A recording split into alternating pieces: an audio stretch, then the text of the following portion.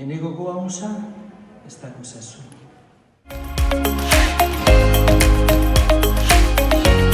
Que la intervención del 2020 ha sido tan distinta, tan condicionada por la situación de pandemia, que no es posible y no es recomendable hacer una comparativa respecto de otros años. Se ha producido una intervención muy individualizada, muy lejos de la intervención clásica de Cáritas, ha sido persona a persona y hemos tenido que adaptarnos de una manera muy rápida a la necesidad de cada momento.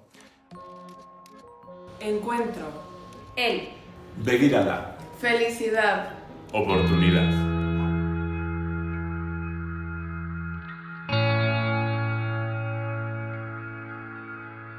En este Día de la Caridad queremos recoger y compartir todos esos compromisos que vosotros diariamente estáis llevando en tantos ambientes, en tantas situaciones, con tantas personas diversas, de tal forma que nos hagamos todos conscientes de la presencia del amor de Dios en esas pequeñas acciones.